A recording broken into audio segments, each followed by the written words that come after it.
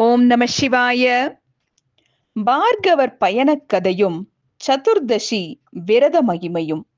பிரம்மபுத்திரரான சனத்குமார முனிவரை வியாசர் நோக்கி, பிரம்மனிஷ்டரே, சர்வேஸ்வரனான சாம்பவ மூர்த்தியை ஒரு நாள் பூஜித்து உபவாசம் இருப்பதில், எல்லா விரதங்களையும் அனுஷ்டித்து எல்லா தானங்களையும் செய்த பயனை அடையத்தக்க ஒரு விரதத்தை சொல்லுங்கள். குருக்களுக்கு எல்லாம் குருவான தாங்கள் கூறும் ஒவ்வொன்றும் பெரும் பயனை தரவல்லவையாக இருக்கும். ஆகையால் அத்தகைய விரதம் ஒன்றையும் அதை விளக்கி காட்டக்கூடிய ஒரு வரலாற்றையும் சொல்ல வேண்டுகிறேன் என்று கேட்டார். சனத்குமாரர் கூறலானார், வியாசரே, சிவபெருமானை நியமத்துடன் ஒரு நாள் ஆராதித்தால் அவருடைய அருளை பெறலாம். உடலுக்கு சிரமமான பலவித விரதங்களை செய்து அதனால் அடையும் பயன்கள் அனைத்தையும் சுக்லபக்ஷ சதுர்தசியில் சிவார்ச்சனை செய்வதாலேயே ரத்தின வியாபாரி ஒரே பொருளால் பெரிய லாபத்தை தேடிக் கொள்வதை போல அதிசுலபமாக அடைந்து விடலாம். சத்தியவதி புத்திரரே, பூர்வ யுகத்தில் ஜம்புத்தீவில் ஒரு மாமன்னன் இருந்தான். அவன் தர்மவான், 100 அக்ரோனி சேனைகளை உடையவன், வில்லாளர்களில் மேம்பட்டவன், வேத சாஸ்திரங்களில் நம்பிக்கையும் சத்தியவாக்கும் ஈகைத்தன்மையும் வாய்ந்தவன், எல்லா போக அனுபவமும் அதிதிகளிடம் விருப்பமும் உள்ளவன். பொன், ஆடை முதலியவற்றை நாள்தோறும் அவன் தானம் செய்வான். அவனுக்கு எண்ணற்ற வீரப்படைகள் இருந்தும் சதானீகன் என்பது பெயராக இருந்தது. அவன் தன் ராஜ்யத்தை பல காலம் அரசாண்டு ஒரு புத்திரனை பெற்று மரணமடைந்தான். அப்புதல்வன் குலமுறையாக அனுபவித்து வந்த ராஜ்யத்தை தர்ம முறைப்படி காத்து வந்தான். பிரதாபத்தால் சூரியனையும் காந்தியால் சந்திரனையும் போன்று பகைவர் பயமின்றி ஆட்சி புரிந்த அவன் தன் தந்தையைப் போல தானம் செய்தல் ஒன்று மட்டும் இல்லாதவனாக இருந்தான். நியதியான விரதமுடைய வேதியர் அனைவரும் யோசித்தார்கள். அரசனிடம் தானச் செயல் இன்மையால் ஏழைகளாகிய நாம் எல்லோரும் அவனை கண்டு இவ்விஷயத்தை பற்றி கேட்க வேண்டும் என்று தீர்மானித்து அரசனிடம் சென்றார்கள். அரசன் அவ்வந்தனர்களை முறைப்படி பூஜித்து ஆசனம் அளித்தான். அவனை வேதியர்கள் பார்த்து, அரசனே, நாங்கள் ஒரு விஷயத்தை வெளியிட கருதுகிறோம். அதை நிதானமாக கேட்க வேண்டும்.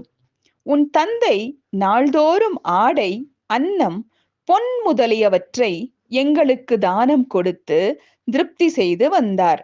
நீயோ சிறிதும் தானம் செய்யாமல் அந்தணர் பலர் அன்னமில்லாமல் தேசாந்திரம் போய்விட்டார்கள். நாங்களோ பெரிய குடும்பஸ்தர்கள்.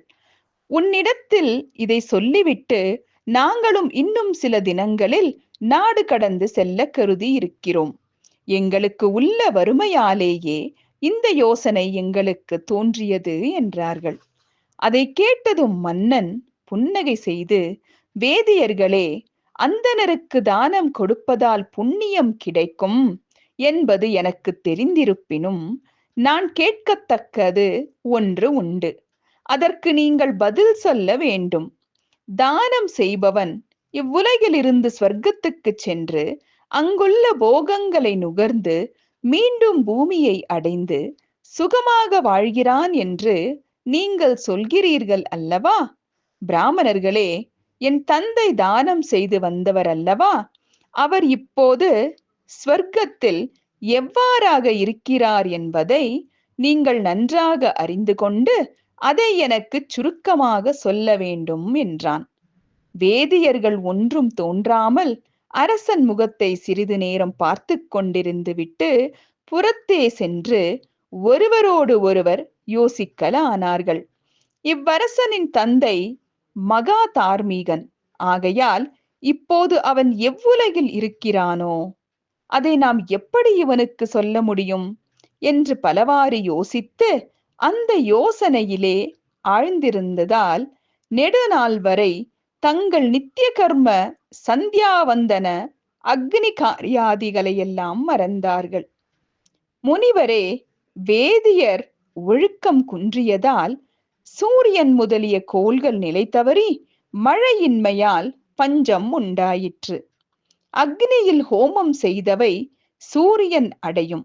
சூரியன் அந்த ஆகுதியில் மகிழ்ந்து மழை பொழியச் செய்வான்.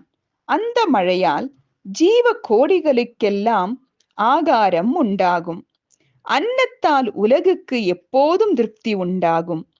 அவ்வாறின்றி நிலை மாறியதால் உலகத்தில் வேதியர் யாக கர்மங்களை செய்யாது மழை மாறி உலகம் அழியும். அவர்களை கண்டு பேசி அவர்கள் கருத்தை அறிய வேண்டும் என்று சூரிய பகவான் கருதினான்.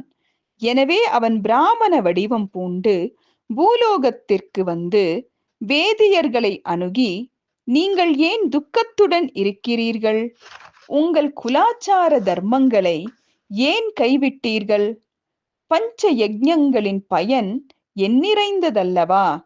நித்திய கர்மம் செய்யாது நைமித்திக கர்மத்தை செய்து பயனடைய கருதுவோர் அந்த பயனை அடைய மாட்டார்கள். ஸ்வதர்மங்களை விட்டவர் தீர்த்த யாத்திரை செய்தாலும் பயனடைய மாட்டார்கள். 4 வகை ஆசிரமத்தவர்க்கும் பஞ்சயஜ்ஞ பயன் நித்தியமானதும் புக்தி முக்திகளை கொடுப்பதும் ஆகும். ஆகையால் நீங்கள் அதை விடக்கூடாது. நித்திய கர்மத்தை அனுஷ்டித்து நைமித்திகத்தை செய்வோர் 100 பங்கு பயனையும், காமியத்தை செய்வோர் 1000 பங்கு பயனையும் அடைவார்கள். தானம் கொடாத அரசனை உயிரிழந்தவனாக நினைத்து தானத்தை விரும்பாமல் தவத்தை மேற்கொண்டு ஒழுகும் அந்தணன் மிகவும் சிறந்தவன் ஆவான். அத்தகைய அந்தணனை உபசரித்தால் எல்லா போகங்களும் கிடைக்கும் என்றான். ஓம் நம சிவாய.